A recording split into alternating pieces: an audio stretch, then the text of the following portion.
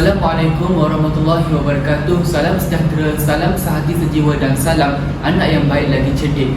Di bawah kursus Sejarah Islam sehingga zaman Kerajaan Abbasiyah dengan kod kursus SJHK 3213, kami bertiga, saya Muhammad Syamuddin bin Muhammad Ruban dan saya Muhammad Muslim bin Samsudin dan saya Muhammad Amir Syamil bin Muhammad Saiful Rizal. kami akan berkongsi berkenaan dengan corak pemerintahan dan sumbangan Kerajaan Abbasiyah. Sebelum kita tengok berkenaan dengan corak pemerintahan dan juga sumbangan Kerajaan Abbasiyah, kita tengok dulu sejarah Kerajaan Abbasiyah dari segi asal penubuhan. Penubuhan Kerajaan Abbasiyah bersempena dengan nama bapa saudara Rasulullah, iaitu Al-Abbas bin Abdul Muttalib, dan diasaskan oleh Abu Al-Abbas Abdullah bin Muhammad bin Ali As-Saffah. Dan tempat pemerintahan Kerajaan Abbasiyah ini ialah tempoh pemerintahan Kerajaan Abbasiyah ialah selama 524 tahun, iaitu bermula dari tahun 132 Hijrah hingga tahun 656 Hijrah. Dan keluasan Kerajaan Abbasiyah ini ialah meliputi sebahagian besar Afrika, Asia dan juga Eropah. Boleh kita teruskan dengan penerangan yang kita terangkan oleh Amirul berkaitan tentang khalifah yang terkenal dan berapa bulan khalifah, berapa bulan? Okey, baik. Jadi di Kerajaan Abbasiyah ini bilangan khalifahnya adalah seramai 77 orang khalifah. Tetapi antara khalifah yang terkenal kita mempunyai 4 orang. Yang pertama ialah Abu Al-Abbas Abdullah bin Muhammad bin Ali As-Saffah, Abu Ja'far Abdullah Muhammad bin Ali Al-Mansur, Harun Ar-Rashid bin Muhammad Al-Mahdi bin Al-Mansur Al-Abbasi, dan juga Al-Ma'mun bin Harun Ar-Rashid bin Muhammad Al-Mahdi. Jadi Muslim boleh terangkan tentang khalifah terawal dan juga khalifah terakhir. Baiklah, seperti yang Amirul terangkan tadi, iaitu khalifah pertama iaitu Abu Al-Abbas Abdullah. Abdullah itu beliau merupakan keturunan daripada susugala Nabi Muhammad sallallahu alaihi wasallam. Jadi kalau kita tengok Rasulullah, kita tengok Rasulullah mengambil tempoh pemerintahan dari zaman Jahiliyah, kemudian zaman Khalifah Ar-Rashidin, Kerajaan Umayyah dan Kerajaan Abbasiyah. Jadi segalanya merupakan keturunan Nabi Muhammad sallallahu alaihi wasallam. Dan manakala khalifah yang terakhir memegang Kerajaan Abbasiyah ialah Abu Ismail Muhammad Al-Mustasim bin Harun Ar-Rashid. Kalau kita ikutkan tadi ada 37. Khalifah Ar-Rashid hanya ada 4. Dalam kerajaan ini ada 37. Bayangkan betapa lamanya kerajaan ini tertapak di Baghdad, Iraq, iaitu pusat pemerintahan pertama. Walaupun kerajaan ini mengalami beberapa perubahan tempat pemerintahan, jadi tempat pemerintahan pertama ialah di Baghdad, Iraq. Saya rasa itu saja untuk sedikit berkenaan latar belakang Kerajaan Abbasiyah. Kita teruskan kepada corak pemerintahan Abbasiyah, di mana kita akan terangkan apa, Syam? Kita akan terangkan berkenaan dengan kedudukan khalifah, dan yang kedua ialah tentang sistem birokrasi, dasar terbuka oleh Kerajaan Abbasiyah dan juga kehakiman Kerajaan Abbasiyah, pusat dan wilayah, serta sistem pewarisan berkenaan dengan Kerajaan Abbasiyah.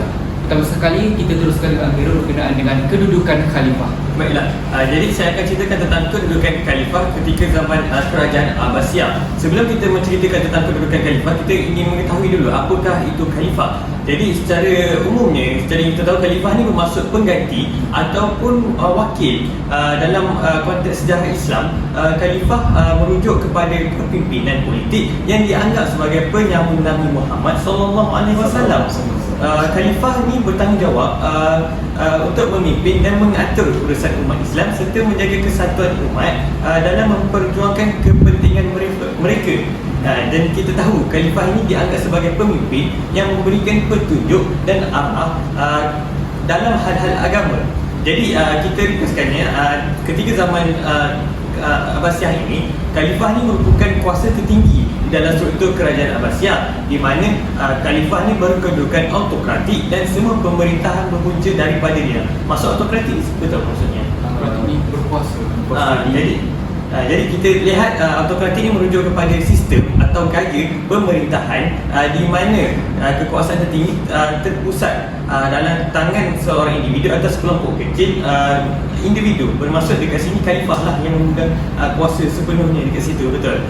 Jadi pada peringkat kemunduran Abbasiyah, jika kita lihat kedudukan khalifah ini terus dikekalkan kerana ia dianggap punca kesahan kewibawaan dan kuasa seseorang atau sesuatu jawatan. Amirul, kalau saya ingin mencelah, kalau ikutkan khalifah pada zaman ini, kalau ikut negara Perdana Menteri, boleh dikatakan sama ataupun tidak khalifah? Kalau kita tengok khalifah, konsep ni juga sama di mana ketua, tapi di Malaysia tidak terpakai sepenuhnya sama lah. Sebab kita di Malaysia kita memakaikan sistem apa? Sistem demokratik. Kita raja berperlembagaan dan juga Demokrasi berparlimen. tapi khalifah ni sama dia macam Perdana Menteri. Dalam pada zaman Kerajaan Abbasiyah kan khalifah ni sebagai Perdana Menteri, tapi kuasa sepenuhnya kepada mereka. Okey, jadi kita akan teruskan pada yang kedua, iaitu sistem birokrasi, di mana sistem birokrasi ini merujuk kepada struktur organisasi yang kompleks dan berhierarki yang digunakan dalam pemerintahan, perusahaan dan atau institusi lainnya. Bermaksud birokrasi ini tersusunlah. Jadi kita lihat ketika zaman Kerajaan Abbasiyah ini, sistem birokrasi ini mencontohi kerajaan Sasani dengan majoriti pegawai diambil daripada kelas mawali. Kelas mawali ni apa sebenarnya? Jadi kelas mawali ni merupakan orang yang bukannya berbangsa Arab tapi duduk di tanah Arab dan juga di bawah sistem pemerintahan orang Arab ketika itu. Dia dikiranya dia tu warga negara lah, tapi mereka bukannya asal orang Arab. Jadi jawatan yang penting ialah wazir yang menjadi ketua seluruh jentera pentadbiran, di mana jika kita lihat wazir ini sebagai penasihat utama, menjadi hakim, dia juga berkuasa ataupun kita panggil macam hubungan luar lah. Dia berperanan lah. Macam diplomatik, okey, dan juga pengurusan keuangan. Jadi beberapa jabatan telah ditubuhkan seperti jabatan Ekam, jabatan cukai dan juga jabatan pos. Mungkin saya boleh bagi sedikit kesimpulan berdasarkan apa yang Amirul terangkan tadi. Kalau kita boleh tengok kelas mawali yang Amirul terangkan tadi, iaitu penduduk yang bukan berasal daripada kerajaan Abbasiyah, betul? Jadi kalau kita tengok bukan bangsa Arab ni sedikit menyerupai dengan negara kita pada zaman dahulu, iaitu kalau saya baca kerajaan Abbasiyah ni merupakan rakyatnya berbilang kaum, yang mana bukan kaum Arab sahaja yang tinggal dalam kerajaan Abbasiyah, tapi kaum-kaum lain juga turut terlibat sama dalam pemerintahan kerajaan Abbasiyah. Okey, kita teruskan. Betul. Hal ini disebabkan oleh kerajaan Abbasiyah. Masa tu dia amalkan konsep dasar terbuka. Macam kita dulu zaman kerajaan Melaka, kita amalkan konsep terbuka tangan. Maksudnya kita galakkan orang luar datang berdagang dengan kita. So sama dekat kerajaan Abbasiyah ni, dia orang pun macam ada dasar terbuka. Dari segi apa? Kerajaan Abbasiyah ni didukung oleh pelbagai bangsa macam yang Mus kata tadi, terutamanya bangsa Arab dan juga bangsa Parsi serta bangsa-bangsa lain dekat kawasan sekitaran. Lepas tu walaupun pada peringkat awal Khalifah Abbasiyah ni keturunan Arab, tetapi yang memantapkan kedudukan Khalifah ni ialah bangsa berketurunan Parsi. Maksudnya dia tak select, bukan kata orang Arab dia yang boleh jadi Khalifah, tapi orang lain juga boleh. Sebagai contoh dekat sini, orang Parsi pun boleh jadi Khalifah untuk negara Abbasiyah ni ataupun kerajaan Abbasiyah itu sendiri. Okey, seterusnya dari segi geografi kerajaan Abbasiyah ni, kalau kita untuk mudah faham pada zaman ini, ianya terletak di kawasan negara Arab dan di kawasan negara Eropah. Jadi sebab itulah berlaku asimilasi di antara kaum-kaum lain, iaitu kaum Arab, kaum Eropah dan seperti kaum yang terangkan tadi, kaum Parsi. Kiranya masyarakat di kerajaan Abbasiyah ketika dulu sama macam kita lah, ada berbagai bangsa di dalam situ. Menarik. Seterusnya, corak pemerintahan juga adalah dari segi kehakiman. Dalam urusan kehakiman sebagai contoh kan, segala urusannya diserahkan kepada utama yang dilantik oleh ketua hakim. Ketua hakim ialah berkaitan dengan hal-hal sivil, contohnya yang berkaitan dengan orang yang bukan Islam terserah kepada ketua agama mereka sendiri. Contoh agama Yahudi, Nasrani apa semua diserahkan kepada agama mereka sendiri. Manakala hak orang Islam diuruskan oleh kadi. Kadi ni apa? Kadi adalah istilah lain bagi hakim. So maksudnya kadi lah akan bertanggungjawab, yang akan cover orang Islam, yang akan ambil peduli berkenaan dengan orang Islam. Dan hakim ni bukan jalan-jalan sebab dia ada syarat-syarat dia. Sebagai contoh, hakim ni kenalah orang Islam sebab dia kan tadi nak jaga orang Islam, mestilah orang yang tahu bahasa Islam, mestilah kena orang Islam. Lepas tu yang kedua ialah dia kenalah seorang yang berpengalaman dalam bidang ilmu pengetahuan. Kalau tak ada ilmu, takkanlah kita nak jaga negara macam mana, tak ada ilmu. Lepas tu dia kenalah seorang lelaki dewasa. Sebab apa? Kena matang, berfikiran rasional dan juga berpandangan jauh ke hadapan. Sebab nak settle masalah negara ni kenalah orang yang pandai. Saya tertarik dengan perkataan hakim dalam kerajaan Abbasiyah ini. Kalau kita tengok kerajaan Abbasiyah ini melangkah satu langkah ke hadapan berbanding kerajaan-kerajaan lain. Kalau kita tengok kerajaan lain yang mana menggabungkan keputusan legislatif dan eksekutif dalam satu badan yang sama, yang mana raja itu berkuasa dalam kehakiman dan pentadbiran, yang mana kalau kita tengok mungkin ada campur tangan yang tidak adil. Jadi dalam kerajaan Abbasiyah ini, apabila dia mengasingkan jawatan eksekutif pemerintahan dengan legislatif kehakiman, yang mana dia tidak akan bercampur, yang mana keputusannya tidak akan dapat lagi dicabar. Kalau kita tengok bijaknya kerajaan Abbasiyah ini, yang mana mengaplikasikan hukum Islam dengan hukum dunia seimbang, adil dalam hukum Islam dan adil dalam hukum dunia. Tentunya kita akan sambung berkenaan dengan pusat dan wilayah. Seperti saya terangkan tadi, kerajaan Abbasiyah bijak dalam kehakiman, manakala mereka juga bijak dalam urusan pusat dan wilayah. Kalau kita tengok pusat ini ibu negara mereka, bagaimana mereka menguruskan induk mereka dan bagaimana pula mereka menguruskan wilayah. Wilayah kalau kita tengok pada masa kini ialah negeri. Kalau bahasa Indonesianya provinsi. Bahagian kecil-kecil di dalam negara, dalam kerajaan tersebut. Jadi dalam wilayah, pentadbiran wilayah diserahkan kepada seorang gubernur ataupun amir. Dia ada dua nama lah kalau kita ikutkan, gubernur atau amir. Ataupun di negara kita menteri besar, ketua menteri, dilantik dengan persetujuan wazir. Wazir ni siapa? Wazir ni ialah menteri-menteri yang kita ada pada hari ini. Kementerian Kebudayaan, Kementerian Kesihatan, Kementerian Kewangan. Jadi wazir ini bermesyuarah menentukan siapa gubernur yang seharusnya dilantik untuk menguruskan hal-hal kerajaan. Selain itu, seperti yang saya terangkan pada awal tadi, ibu negara pertama kerajaan Abbasiyah bermula di Baghdad. Tetapi seperti saya terangkan juga, mereka merubah tempat atas beberapa faktor, yang mana saya akan terang di belakang berkenaan tentang ketenteraan kenapa mereka merubah kedudukan kota ibu negara mereka. Jadi mereka bermula di Baghdad pada tahun mengikut sejarah pada 762 Masihi sehingga 836, dan mereka dua kali berada di tempat yang sama, dari Baghdad kepada Samarra dan di Kairo, dan akhir sekali berulang balik kepada di Baghdad pada 892 sehingga 1258 Masihi. Putusnya.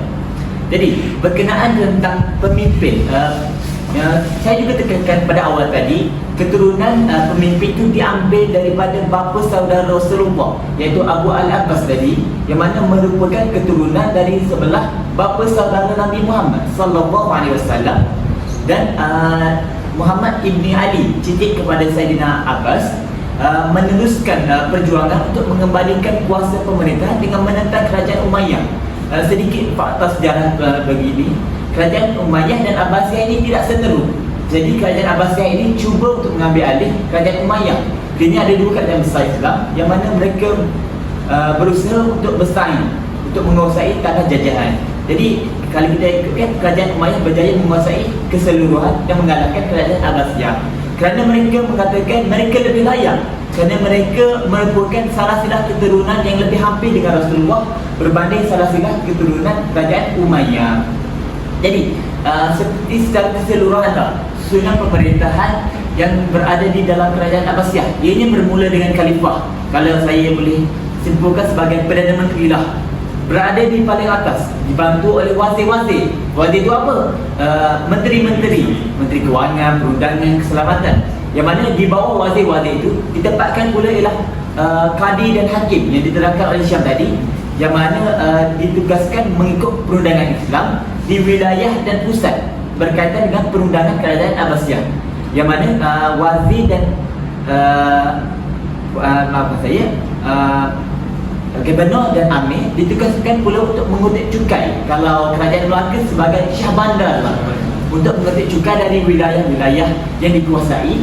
Khalifah tadi besarlah kerajaan Abbasiyah ini, bermula pada Eropah sehingga ke negara Arab sebagai sumber pendapatan negara. Yang mana kalau kita ikutkan cukai inilah bermula pada zaman yang cukup lama, bermula pada kerajaan Islam lagi. Cukai itu digunakan sebagai pendapatan negara mengikut syariat Islam. Jadinya kiranya macam wazir ni jemaah-jemaah menteri lah. Betul, jemaah menteri. Tapi pada ketika itu dipanggil sebagai wazir.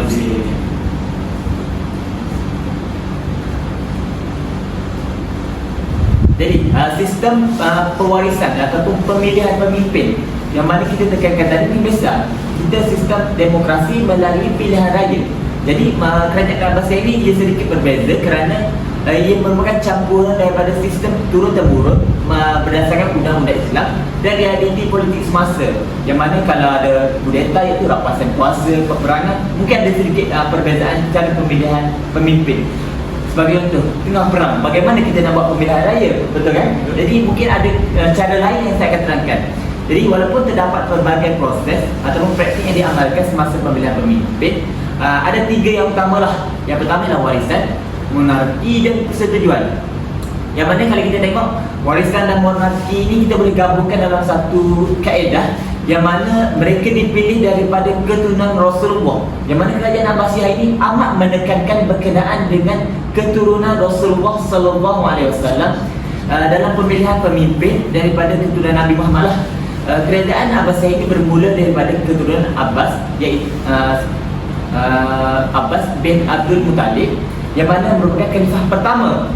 Dia teruskan lagi keturunan khalifah iaitu keturunan beliau juga, yang mana darah daging, kalau itu kan keluarga lah, monarki, yang mana dipilih daripada susu gadu keturunan Nabi Muhammad. Jauh ke bawah bermula Abbasiyah ni Abu Al-Abbas. Walaupun kadang-kadang terdapat pertukaran kekuasaan melalui konflik dan kudeta. Kudeta itu ialah rampasan kuasa. Di Asia Tenggara, kudeta ini pernah berlaku di kerajaan Myanmar apabila tentera merampas kerajaan, yang mana mungkin tentera tidak tahan lagi di bawah pemerintahan yang tidak adil. Jadi berlakulah kudeta. Jadi dalam kebanyakan kes, kuasa dan kerajaan Abbasiyah diwariskan secara turun-temurun dan keluarga. Jadi pertukaran secara bukan warisan monarki mungkin berlaku sedikit kadang-kadang mengikut situasi konflik negara. Jadi yang terakhir pula iaitu persetujuan. Jadi melalui persetujuan ini, pemilihan khalifah seringkali melibatkan proses mesyuarah, iaitu apa Amirul? Mesyuarah. Perbincangan lah lagi kan, melibatkan antara pembesar politik, ahli waris iaitu ahli waris Rasulullah SAW dan ulama. Kita lihat kan betapa penekanan diberikan melalui agama Islam dalam pemilihan pemimpin. Jadi pemilihan pemimpin ini dibuat melalui perundingan dan persetujuan bersama. Jadi bukan seorang saja memilih, tetapi bersama-sama, beramai-ramai. Jadi dalam beberapa kes pemilihan Khalifah Abbasiyah melibatkan pencapaian dalam kalangan golongan elit politik dan tentera. Yang mana kalau kita tahu kerajaan dahulu ni agak kerap berperang. Jadi mereka yang mempunyai pencapaian bagus dalam peperangan dipilih sebagai khalifah. Jadi kerana golongan ini cenderung untuk mendapat sokongan yang lebih kuat dan stabil. Seterusnya kita akan beralih pula kepada agenda kita yang kedua, iaitu berkenaan tentang sumbangan kerajaan Abbasiyah, yang mana kami pecahkan kepada tiga aspek yang utama, iaitu pendidikan, ekonomi dan ketenteraan. Okey, pertama kali dalam aspek pendidikan, semasa pemerintahan Khalifah Harun al-Rashid dan anaknya iaitu Al-Ma'mun, Baghdad ataupun kota intelektual ini menjadi kota Baghdad ataupun kota intelektual ini berfungsi sebagai pusat intelektual dan juga pusat penyebaran ilmu. Seterusnya, Baitul Hikmah ni ataupun dikenali sebagai pusat penyebaran ilmu ini yang terletak di Baghdad ini dibina pada zaman pemerintahan Khalifah Harun al-Rashid, dan juga di Baitul Hikmah ini terdapatnya ramai penterjemah yang bekerja secara berkumpulan. Mereka buat pembaruan dalam karya yang diterjemahkan, dan juga Baitul Hikmah ini juga berfungsi sebagai pusat ilmu dan perpustakaan. Maksudnya dekat sini ada banyak buku-buku dan juga kitab-kitab. So dekat sinilah mereka, para penterjemah dan juga para ilmuwan, mereka berkumpul dan jalankan kerja penterjemahan berkenaan dengan kitab-kitab pada masa itu. Lepas tu masa zaman kerajaan Abbasiyah ni terdapat beberapa terdapat dua institusi pendidikan, iaitu masjid dan juga istana khalifah. Dekat masjid ni, masjid sebagaimana kita tahu tempat ibadah dan tempat penyebaran ilmu yang berkesan. Pada masa dulu tak ada sekolah lagi, so dekat masjid jadi tempuan. Maksudnya dia berkumpul dekat masjid lepas solat apa semua, dia kumpul lepas tu dia sebar ilmu, bagi ceramah, bagi dakwah apa semua. Masjid juga dipenuhi dengan halaqah ilmu. Sebagai contohnya, masjid yang terkenal pada zaman Kerajaan Abbasiyah ialah Masjid Jami' Al-Mansur. Seterusnya istana khalifah. Para khalifah menjadikan istana mereka sebagai pusat perbincangan para ulama dan penyampaian ilmu mereka kepada masyarakat. Maksudnya selain daripada masjid ni, dekat istana juga mereka ataupun orang-orang atasan, orang-orang bangsawan ni, mereka juga naklah pandai. So mereka ajak orang-orang ilmuwan datang ke istana untuk ajar-ajar anak-anak mereka supaya mereka dapat ilmu lebih daripada orang-orang awam. Sebab mereka nak takbir negara, mestilah mereka perlu lebih pandai daripada orang-orang rakyat biasa ini. Seterusnya, pusat pengajian dan pendidikan biasanya didirikan oleh para khalifah, maksudnya menteri dan orang kaya di atas tanah milik kerajaan dan persendirian mereka. Pusat pengajian terkenal pada zaman Kerajaan Abbasiyah ialah Madrasah An-Nizamiyah, iaitu yang terletak di Baghdad. Dekat pusat pengajian ini ramai ilmuwan yang dilahirkan. Sedikit ilmu tambahan berkaitan tentang pendidikan. Seperti yang kita sedia maklumlah, ilmu pengetahuan am, kerajaan Islam ini terkenal dengan tokoh ilmuwan dalam bidang matematik, perubatan dan astronomi. Antara tokoh-tokoh utama pendidikan yang lahir pada zaman Kerajaan Abbasiyah ialah Al-Khawarizmi dalam bidang matematik, algebra, yang mana mungkin tokoh barat cuba mengklaim, mengambil nama Al-Khawarizmi, yang mana Al-Khawarizmi yang mereka, tapi tokoh barat yang mengambil nama. Yang mana Al-Khawarizmi ini sangat bijak dalam bidang algebra yang mana kita belajar ketika tingkatan 5 dan 6. Yang mana kalau sampai sekarang kita tak faham, tapi Kerajaan Abbasiyah telah berada ratusan abad yang lama telah mencipta teori algebra. Yang mana banyak lagi, iaitu astronomi, perubatan, Ibn Sina dan banyak lagi. Okey, teruskan tentang ekonomi. Jadi sebelum saya pergi ekonomi, saya tengok memang ada banyak perkaitannya dengan negara kita sebenarnya sejarah dia. Kita tengok contohnya macam tadi pusat pendidikan, seperti masjid dan juga istana, betul tak? Sama macam istana Madinah kita belajar dulu kan. Dia tempat pengibaran Islam ketika dulu adalah surau, masjid dan juga istana. Okey, jadi saya akan teruskan berkaitan dengan ekonomi, di mana sekiranya kita lihat ketika zaman tersebut, pentadbiran ekonomi di zaman Abbasiyah ini berpusat di Baghdad.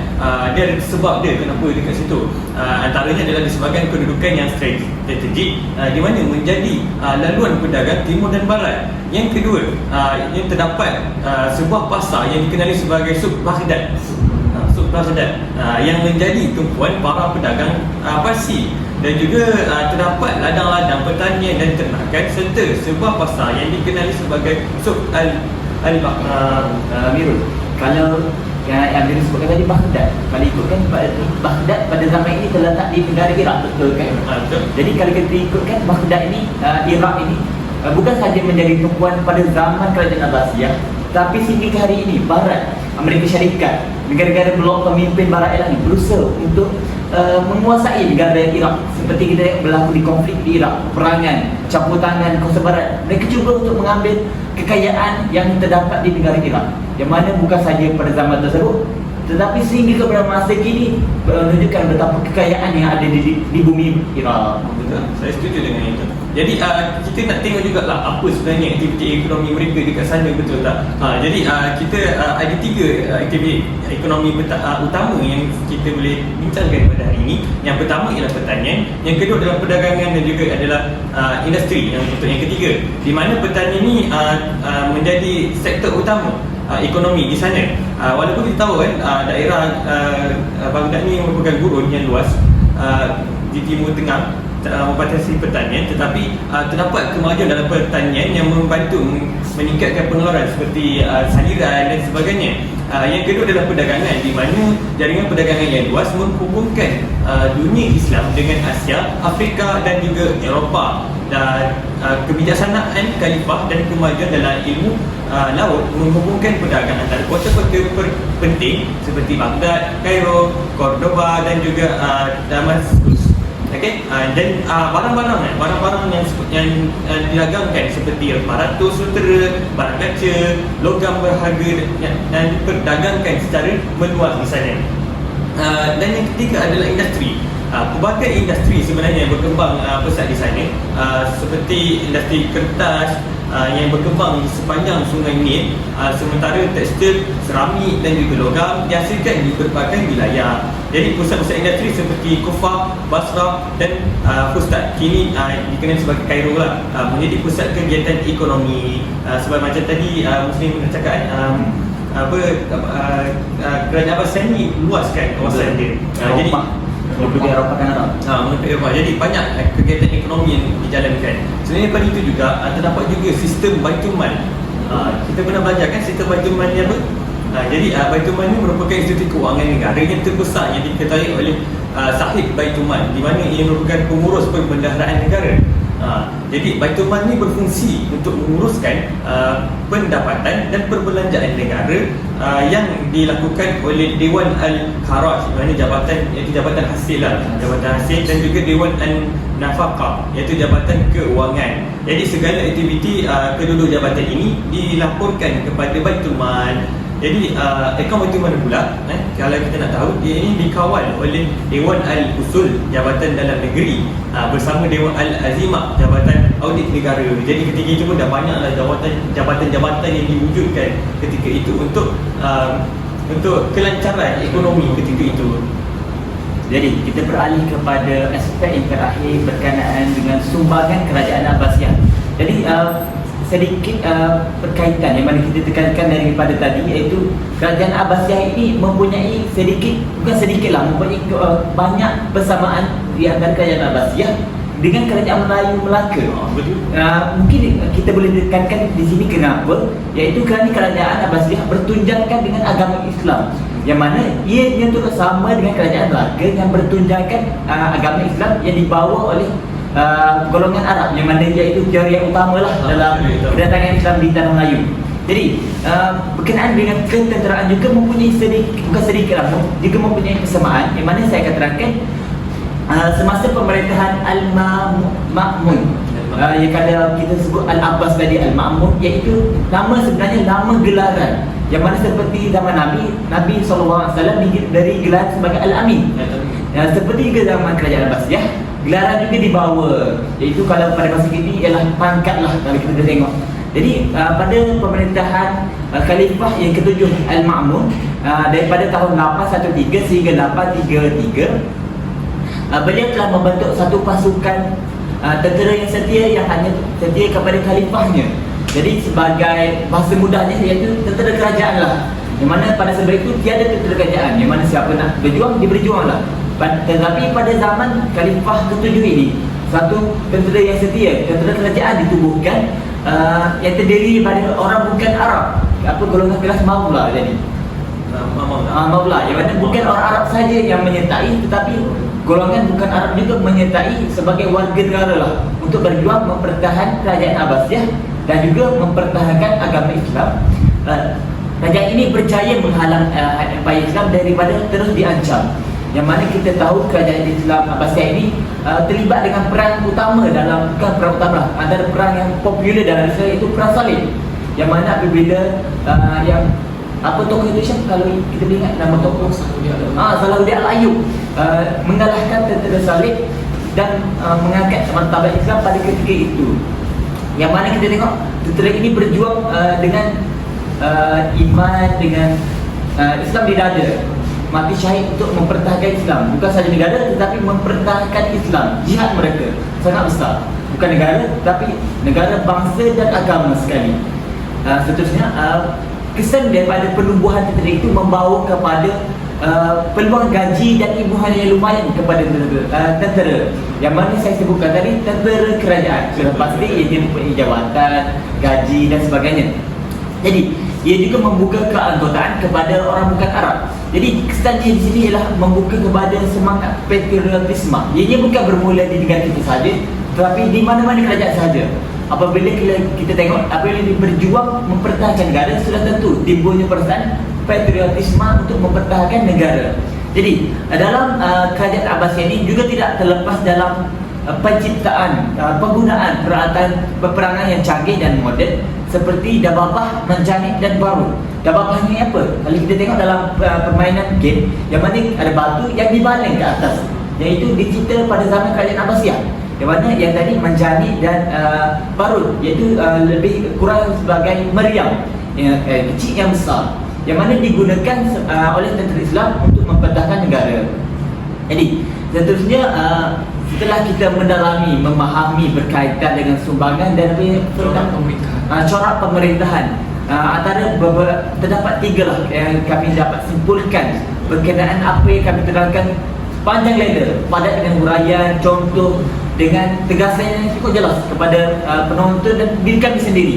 Apa yang saya boleh simpulkan berkenaan tentang apa yang saya terangkan ialah kita sebagai Islam, kita keseluruhannya lah hendak mewujudkan sebagai rakyat kestabilan dan pemerintahan, kestabilan dalam pemerintahan. Walaupun kita rakyat biasa saja, tapi kita memberi sumbangan dari segi ilmu. Kita berusaha menuntut ilmu supaya menjadi rakyat yang proaktif, yang memberi sumbangan kepada negara, yang boleh membentuk negara yang bebas daripada ancaman dan membentuk keharmonian. Bagaimana pula dengan Amirul dan Syah? Okay. Untuk saya, apa yang kita boleh simpulkan, apa iktibar yang terdapat daripada apa yang kita bincangkan pada hari ini adalah kita hendaklah memanfaatkan sumber yang ada dengan bijak agar mampu bersaing di peringkat global. Seperti contoh kita mengambil pada ekonomi tadi, sistem ekonomi. Walaupun kerajaan Abbasiyah ini berada di tengah padang pasir, tetapi ekonomi pertanian ini tetap berjalan seperti biasa, sangat subur kerana disebabkan oleh kebijaksanaan pemimpin dan juga masyarakat ketika itu untuk membina saliran untuk mengalirkan air kepada tanah-tanah pertanian di sana. Bagaimana pula dengan Isya? Okey, antara iktibar yang boleh kita ambil daripada kerajaan Abbasiyah ialah kita selaku sebuah negara perlulah menyediakan prasarana yang cukup dalam bidang pendidikan terutamanya. Sebagai contoh, kita tengok tadi dalam kerajaan Abbasiyah dia ada masjid dan juga ada istana khalifah sebagai prasarana untuk tempat mereka belajar. Jadi kita sebagai sebuah negara, kita pun ada tempat prasarana pendidikan. Sebagai contoh, ada sekolah, surau, masjid, tahfiz dan juga adanya universiti. Itu peringkat paling tinggi, itu kita panggil sebagai menara ganding dalam bidang pendidikan. So itu saja pada kami 3. Sekian, wabillahi taufiq wal hidayah. Wassalamualaikum warahmatullahi wabarakatuh. Terima kasih.